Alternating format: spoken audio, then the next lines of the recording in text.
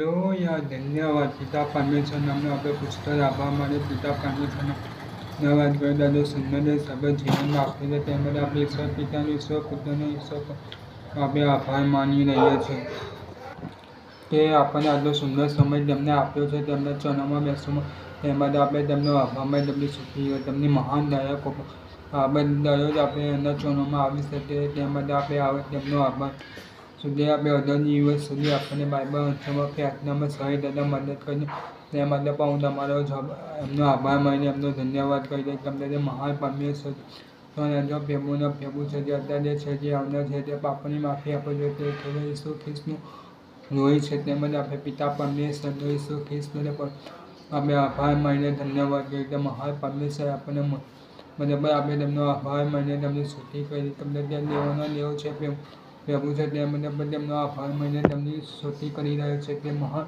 દેવ આપણને મળ્યો છે, જુદો જાતનો દેવ આપણને મળ્યો છે તે માટે આપણે તેમનો આભાર માનીને તેમની સ્તુતિ કરી. આવો આપણે બાઇબલ વાંચવામાં જોઈએ અને બાઇબલ વાંચવામાં જોઈએ તે પહેલાં સ્તુતિ પહેલાં કરીશું ત્યાં પછી આપણે બાઇબલ વાંચવામાં જઈશું. હાલેલુયા. આવો આપણે આંખો બંધ કરી પ્રાર્થનામાં જઈએ.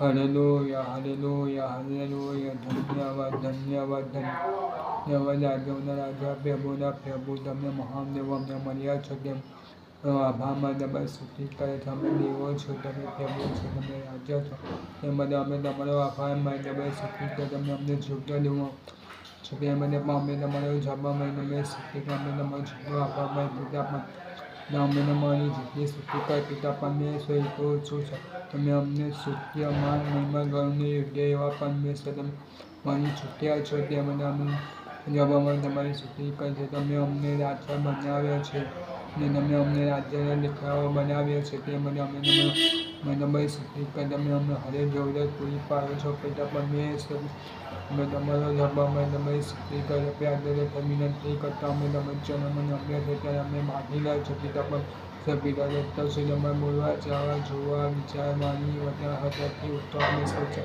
પાપ ગુના આપણે કંઈ બાબત થયો હોય તમને ના ગમતી બાબતો થયો તો ખ્રિસ્તના નામમાં અમારા પાપ તમારા દીકરાના લોહીમાં ધોઈ શુદ્ધ પવિત્ર થવાને જો બાપ તેમ હા પરમેશ્વર પિતા તમને તમારો છોકરો તે ત્યાં સર્વ પાપ માફ કરીએ તે ત્યાં સર્વ તમે અમારા પાપ આપણા દુર્ગણો લખન બાબતે ક્ષમા આપો પરમેશ્વર તથા વિનંતી આ અમારી પ્રાર્થના ખ્રિસ્તના નામમાં સૌ આમીન. Hallelujah, hallelujah. હવે આપણે બાઇબલ વાંચવામાં જઈશું અને આપણે ફરીથી એ પુસ્તક ખોલીશું, ઉત્પત્તિનું પુસ્તક ખોલીશું ને તેનો આપણે 19મો અધ્યાય કરીશું. હાલેલુયા. ઉત્પત્તિ 19મો અધ્યાય ને ત્યાં પેમાં લખવામાં આવ્યું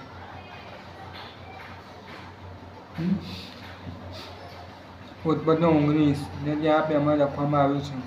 પછી સદોમમાં સાંજે 2 દૂત આવ્યા અને લોટ સદોમના દરવાજામાં બેઠો હતો અને લોટ તેઓને જોઈને મળવા ઉઠ્યો ને પ્રણામ કર્યો અને તેને કહ્યું મારા સ્વામીઓ જુઓ હવે કૃપા કરીને તમારા દાસને ઘરે પધારો ને આખી રાત રહો ને તમારા પગ ધોવો ને મસ્કે ઉઠીને તમારે રસ્તે પડજો.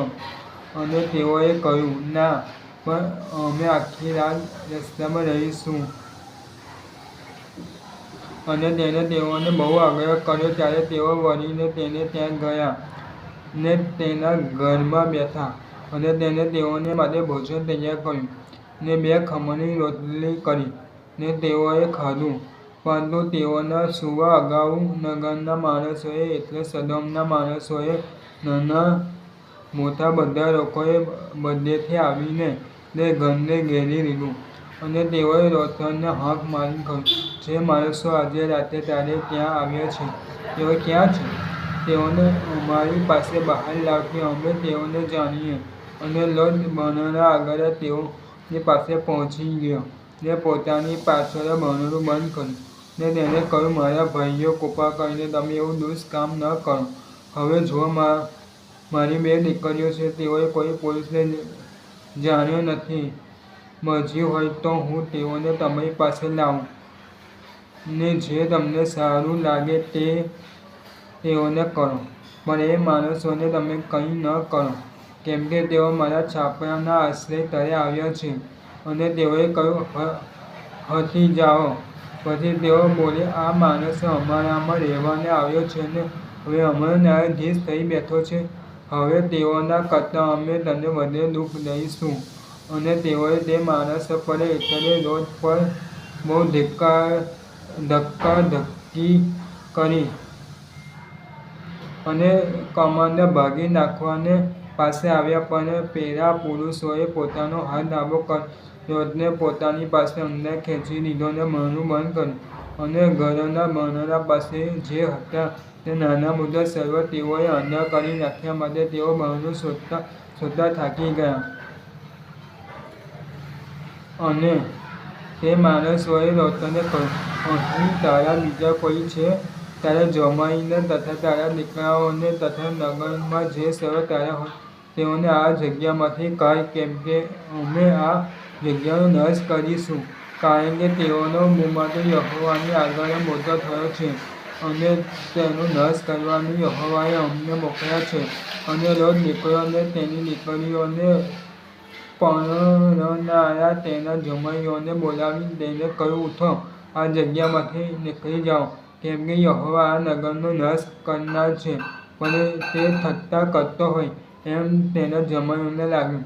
અને મસ્કે દૂતોએ લોટને તાકીદ કરી કહ્યું, ઉઠ, તારી પત્નીને તથા તારી 2 દીકરીઓ જે અહીં છે તેઓની સાથે રાખીને નગરની બુરાઈથી તારો નાશ લાવ. પણ તે વિલંબ કરતો હતો ત્યારે યહોવા તેના પર કૃપાળુ હતા માટે તે પુરુષોએ તેનો હાથ તથા તેની પત્નીનો હાથ તથા તેની 2 દીકરીઓના હાથ પકડ્યા અને તેઓએ તેને કાઢીને નગરની બહાર પહોંચાડ્યા. ને એમ થયું કે તેઓ તેમને બહાર લાવ્યા પછી યહોવાએ તેને કહ્યું, તું પોતાનો જીવ લઈને નાસી જા, તારી પાછળ જોતો ના, ને નીચાણમાં કોઈ ઠેકાણે રહેતો ના. તારો નાશ ન થાય માટે પહાડ પર નાસી જજે. અને લોટે તેઓને કહ્યું, ઓ મારા સ્વામી, એમ તો નહીં. હવે જો હું તમને નસીબમાં કૃપા પામ્યો છું ને મારો જીવ બચાવવામાં જે કૃપા તમે મારા પર કરી છે તે મોટી છે, પણ હું પહાડ પર નાસી જઈ શકતો નથી, લખીને મારા પર સંકટ આવી પડે ને હું મરી જાઉં. હવે જો આ નગર પાસે છે, મને ત્યાં નાસી જવાનું સહેલું છે, ને તે નાનું છે, ત્યાં મને નાસી જવા દો. શું તે નાનું નથી? તો મારો જીવ બચશે. અને યહોવાએ કહ્યું, જો આ વાત વિશે પણ મેં તારું સાંભળ્યું છે. જે નગર વિશે તું બોલ્યો છે તેનો નાશ હું નહીં કરીશ. તું ઉતાવળે ત્યાં નાસી જા, કેમ કે તારા ત્યાં પહોંચ્યા સુધી હું કંઈ કરી શકતો નથી. એ માટે તે નગરનું નામ સોઆર પડ્યું. લોટ સોઆરમાં બેઠો ત્યારે પૃથ્વી પર સૂર્ય ઉગ્યો હતો.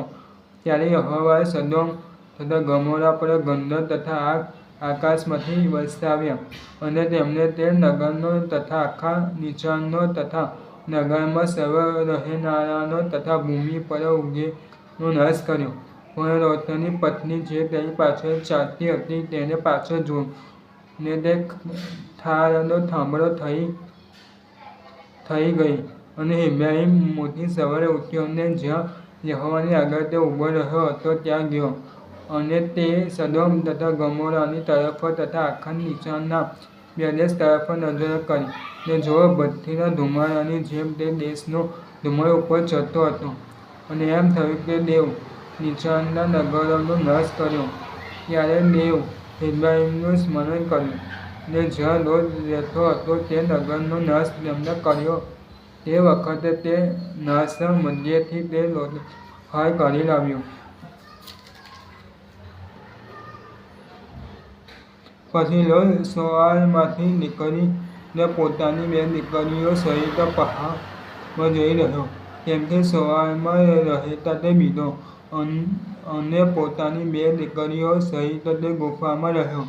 મોટી દીકરીએ નાનીને કહ્યું, આપણો પિતા ઘરેલો છે ને આખી દુનિયાની રીત એ આપણી પાસે આવવાનો દુનિયા પર કોઈ પુરુષ નથી.